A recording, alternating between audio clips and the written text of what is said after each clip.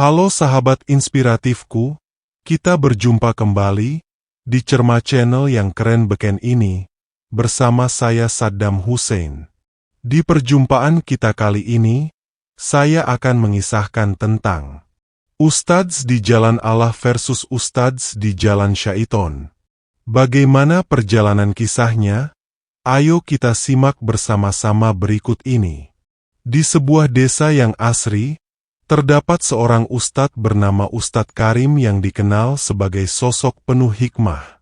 Beliau adalah seorang alim yang tidak hanya mengajarkan ilmu agama, tetapi juga menjadi teladan dengan amal dan akhlaknya.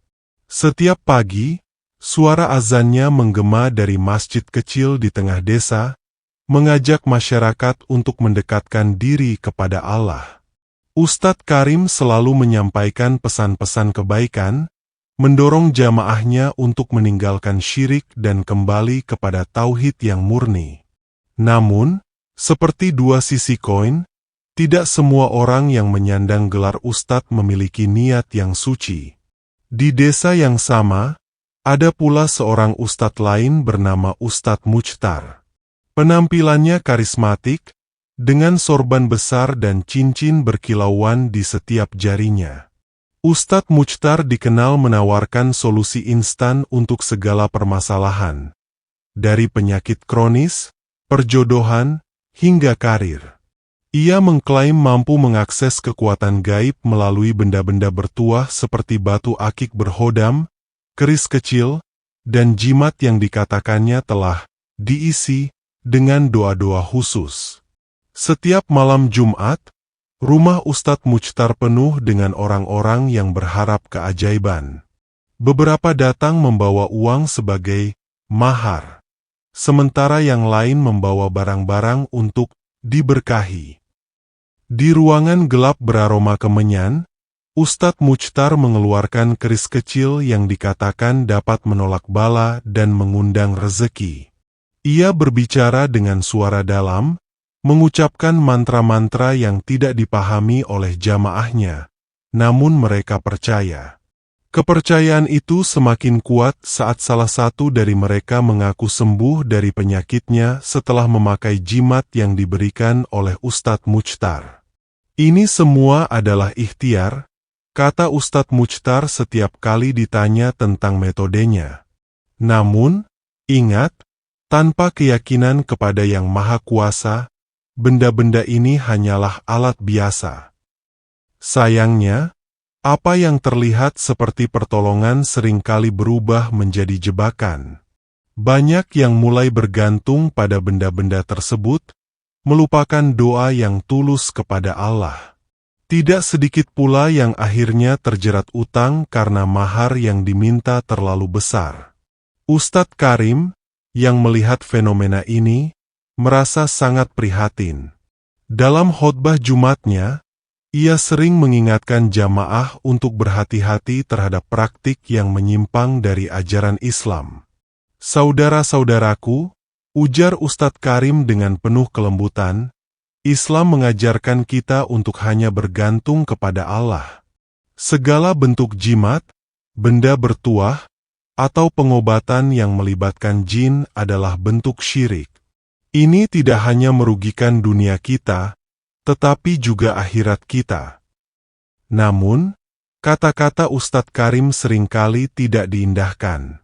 Banyak yang menganggap bahwa Ustadz Muchtar adalah sosok penolong yang nyata, sementara Ustadz Karim hanya memberikan nasihat tanpa solusi langsung.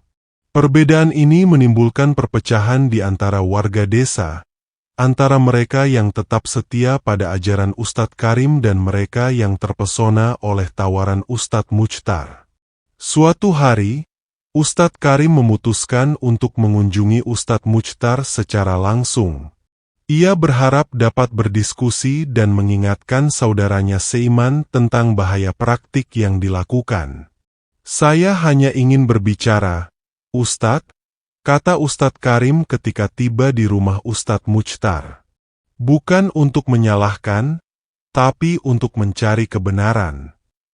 Ustadz Muchtar menyambutnya dengan senyum. namun matanya menyiratkan sesuatu yang sulit diterjemahkan. Tentu, Ustadz Karim. Silakan masuk. Kita semua saudara. Percakapan mereka menjadi awal dari pertemuan dua dunia. Yang satu berpegang teguh pada tauhid, dan yang lain tergoda oleh duniawi yang dibungkus spiritualitas palsu. Apa yang terjadi dalam diskusi itu menjadi titik awal konflik yang lebih besar, tidak hanya antara dua ustadz, tetapi juga dalam hati para jamaah yang mulai meragukan kemana mereka harus berpaling. Sahabat inspiratifku yang berbahagia. Di rumah Ustadz Muchtar, percakapan antara kedua ustadz berlangsung dengan suasana penuh kehati-hatian. Ustadz Karim membuka pembicaraan dengan lembut, mencoba menyampaikan maksudnya tanpa menyinggung perasaan lawannya. Ustadz Muchtar, ujar Ustadz Karim, kita semua memiliki tugas mulia untuk membimbing umat ke jalan yang lurus. Tapi saya khawatir, apa yang engkau lakukan bisa membawa mereka pada kesalahan. Ustadz Muchtar tersenyum tipis. Ia menggenggam salah satu cincin di jarinya, menggosoknya perlahan. Ustadz Karim, aku menghargai niat baikmu. Namun, apakah kita bisa mengatakan apa yang benar dan salah hanya berdasarkan sudut pandang kita sendiri? Aku hanya berusaha membantu mereka yang membutuhkan. Bukan aku yang menentukan benar atau salah, Ustadz, jawab Ustadz Karim. Tapi Al-Quran dan Sunnah sudah jelas melarang kita bergantung pada hal-hal yang mendekatkan kepada syirik. Allah adalah satu-satunya tempat bergantung, bukan benda-benda bertuah atau makhluk gaib. Ustadz Muchtar tertawa kecil. Aku tidak menyuruh mereka menyembah benda-benda ini. Aku hanya memberikan alat untuk membantu mereka menjalani hidup. Jika rezeki datang, bukankah itu atas izin Allah juga? Percakapan itu berlanjut, dengan Ustadz Karim berusaha keras menyampaikan dalil-dalil dan mengingatkan bahaya ketergantungan pada hal-hal mistis. Namun, Ustadz Muchtar terus membela tindakannya dengan alasan pragmatis. Di tengah diskusi, seorang ibu masuk ke rumah Ustadz Muchtar dengan wajah penuh harap. Ia membawa anak kecil yang tampak lemah. Ustadz, kata ibu itu sambil menahan tangis, tolong anak saya. Dia sudah lama sakit, dan dokter tidak bisa membantu.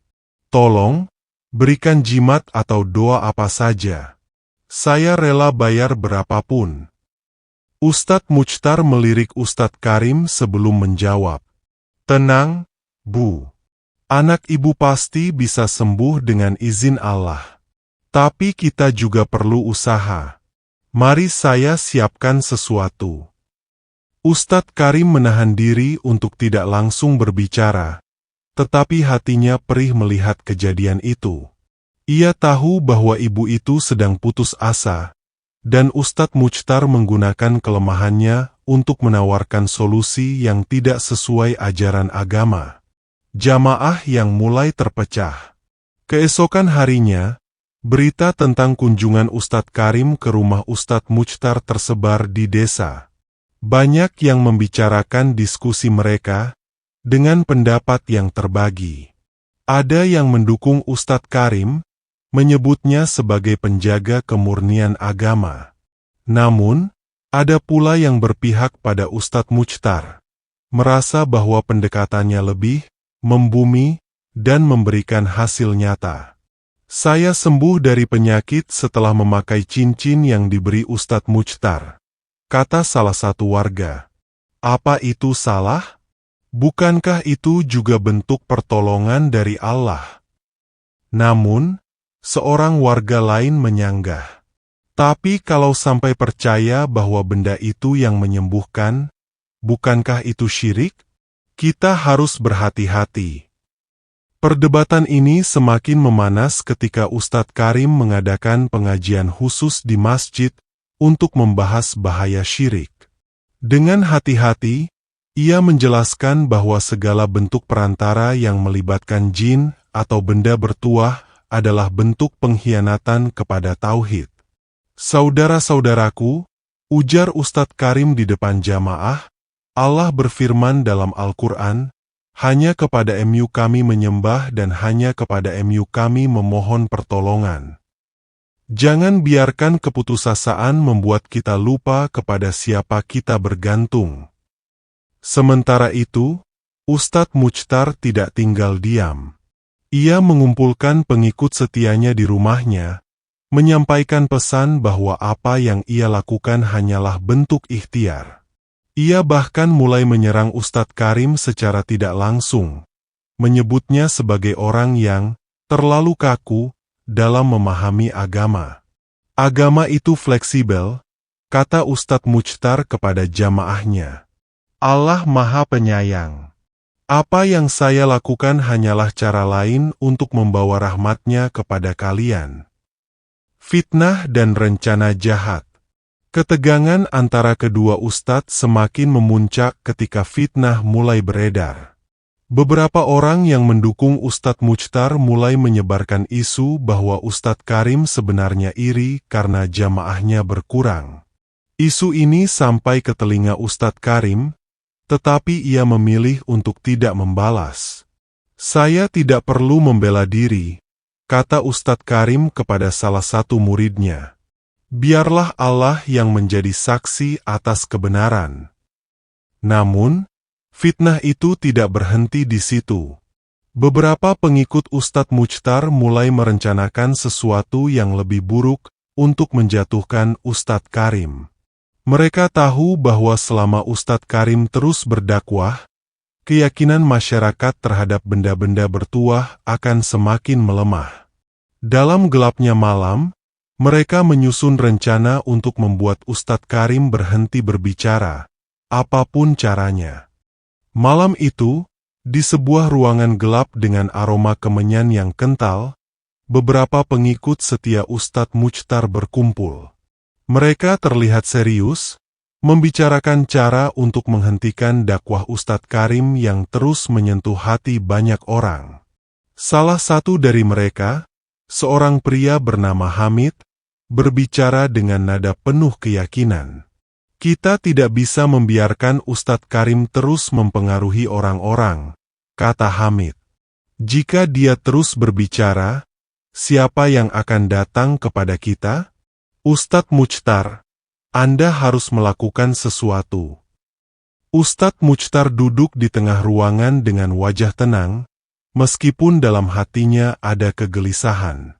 Ia tahu, semakin lama dakwah Ustadz Karim, semakin banyak orang yang mulai mempertanyakan praktik-praktiknya. Namun, ia juga sadar bahwa mengambil langkah ekstrim dapat membahayakan posisinya. Tenang, Hamid, jawab Ustadz Muchtar akhirnya. Kita tidak boleh bertindak ceroboh. Jika sesuatu terjadi pada Ustadz Karim, orang akan mencurigai kita. Kita butuh rencana yang lebih halus. Bagaimana kalau kita sebarkan isu yang lebih besar? Usul seorang pengikut lain. Kita bisa mengatakan bahwa Ustadz Karim menyimpan niat buruk. Mungkin dia bersekongkol dengan orang luar untuk mengambil alih desa ini. Saran itu membuat Ustadz Muchtar berpikir. Ia mengangguk perlahan. Baik, kita mulai dengan itu. Tapi ingat, jangan sampai ada bukti yang mengarah pada kita. Di sisi lain desa, Ustadz Karim sedang sibuk mempersiapkan pengajian besar di masjid. Pengajian itu direncanakan untuk membahas lebih dalam tentang tauhid dan bahayanya praktik-praktik yang melibatkan jin. Banyak warga yang antusias untuk datang, termasuk beberapa yang sebelumnya sering mengunjungi Ustadz Muchtar.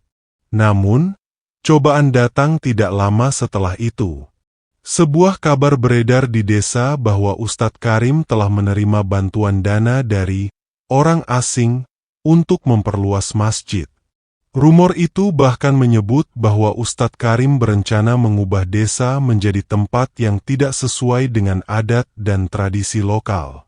Mereka mengatakan Ustadz Karim ingin merusak budaya kita, kata seorang warga kepada temannya. Katanya dia dibayar oleh orang luar. Benarkah itu? Mendengar kabar itu, Ustadz Karim hanya tersenyum sabar. Ia tahu ini adalah ujian, dan ia tidak berniat untuk membela diri dengan amarah. Dalam sebuah pertemuan dengan para tokoh masyarakat, ia menjelaskan dengan tenang. Saya tidak pernah menerima bantuan dari siapapun selain Allah, katanya. Semua yang kita lakukan di masjid ini adalah hasil gotong royong dari warga desa.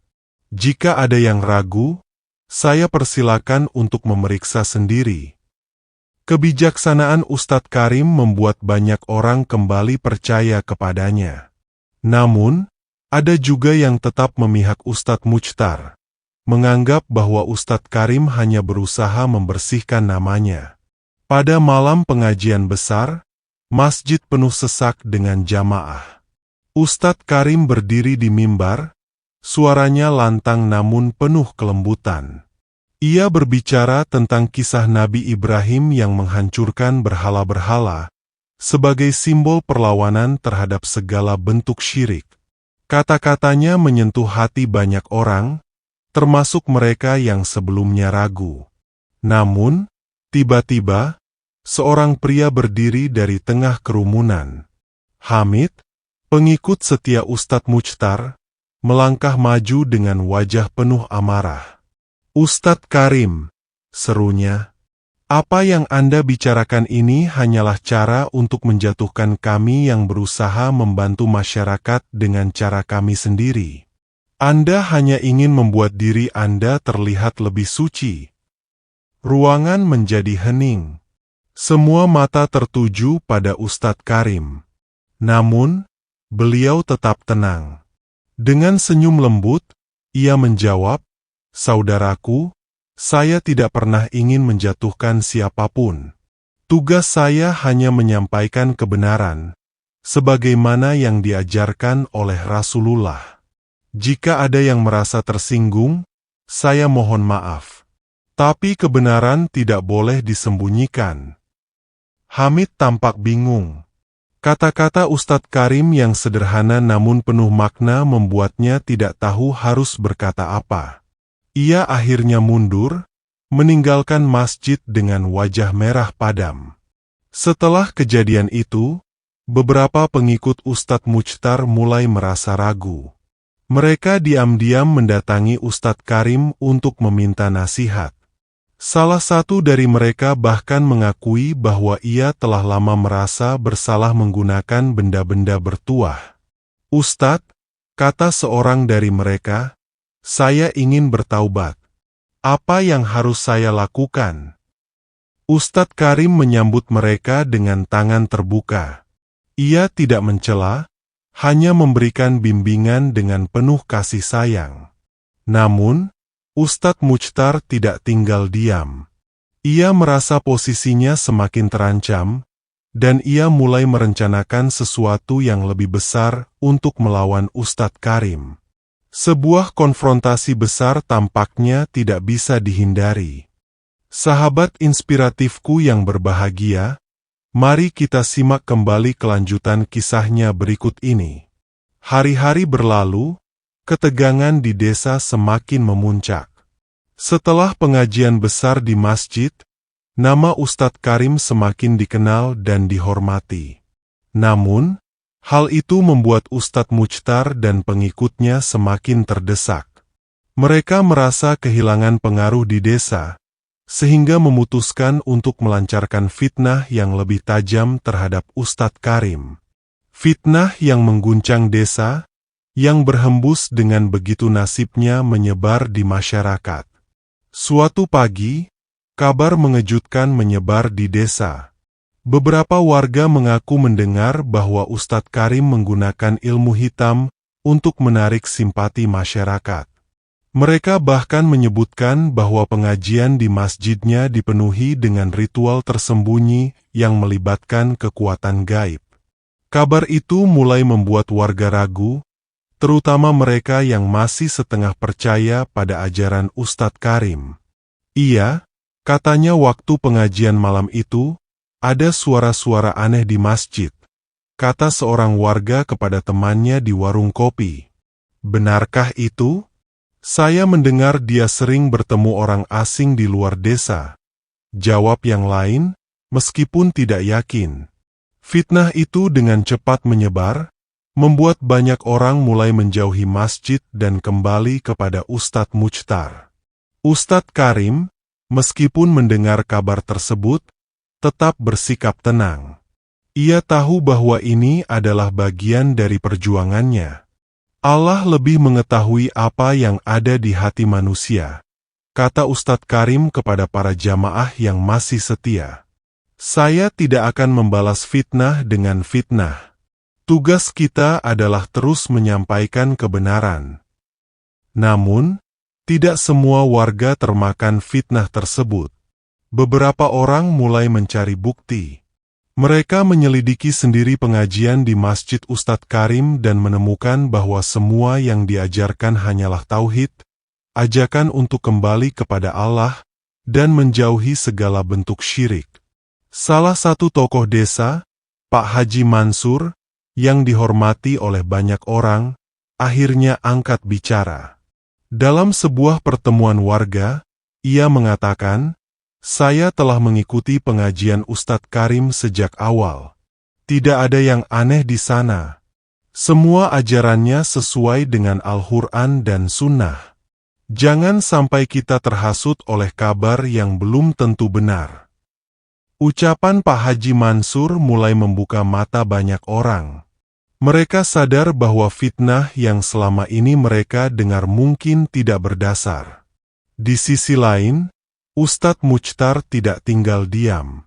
Ia memutuskan untuk mengadakan pengajian besar di rumahnya, berharap dapat mengembalikan kepercayaan pengikutnya. Dalam acara itu, ia memperlihatkan berbagai benda pusaka, mulai dari batu akik hingga keris kecil, yang ia klaim memiliki kekuatan luar biasa. "Kalian harus percaya," katanya kepada para pengikutnya. "Dengan ini, semua hajat kalian akan terkabul. Apa yang diajarkan Ustadz Karim tidak akan membawa hasil." Namun, malam itu, sesuatu yang tak terduga terjadi. Seorang pengikut lama Ustadz Muchtar, Pak Joko, berdiri di tengah kerumunan dan bersuara lantang. "Ustadz, saya sudah mengikuti Anda selama bertahun-tahun. Tapi hidup saya tidak berubah. Saya selalu disuruh membeli benda-benda ini, tapi semuanya sia-sia. Saya sudah bertaubat dan kembali ke masjid. Saya ingin semua orang tahu bahwa ajaran Ustadz Karim jauh lebih menenangkan hati." Pengakuan Pak Joko membuat banyak orang terkejut. Beberapa pengikut Ustadz Muchtar mulai ragu, sementara yang lain meninggalkan tempat itu tanpa berkata apa-apa. Hari itu menjadi titik balik. Banyak warga desa yang kembali kepada Ustadz Karim, meninggalkan praktik-praktik yang mereka sadari hanya menyesatkan. Masjid menjadi semakin ramai, sementara rumah Ustadz Muchtar mulai sepi. Namun, Ustadz Karim tetap rendah hati. Ketika ada yang bertanya apakah ia merasa puas, ia hanya menjawab, "Kepuasan saya adalah melihat umat kembali kepada jalan Allah. Tidak lebih, tidak kurang." Ustadz Muchtar, yang akhirnya ditinggalkan oleh banyak pengikutnya, mulai merasa terasing. Ia akhirnya mendatangi Ustadz Karim secara diam-diam. Dengan air mata di matanya, ia berkata, "Maafkan saya. Saya telah banyak berbuat salah. Bisakah Anda membantu saya kembali ke jalan yang benar?" Ustadz Karim menyambutnya dengan tangan terbuka, tanpa rasa dendam. "Pintu taubat selalu terbuka, Ustadz. Marilah kita bersama-sama memperbaiki diri dan membimbing umat dengan cara yang benar." Akhir cerita ini menjadi pelajaran bagi desa itu, dan mungkin juga bagi banyak orang, bahwa kebenaran akan selalu menang pada akhirnya. Bagi Ustadz Karim, perjuangan ini hanyalah awal dari perjalanan panjang untuk terus menyebarkan dakwah dan menjaga kemurnian ajaran Islam.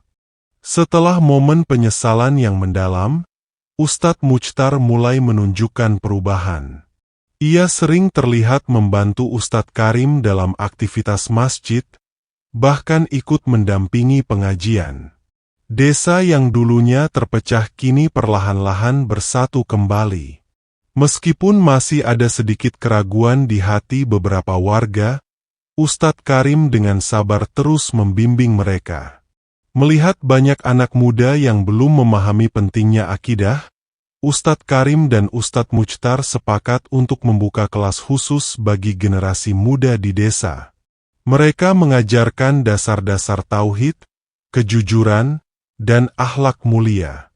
Dengan pendekatan yang sederhana, para pemuda desa mulai tertarik untuk belajar lebih dalam tentang Islam.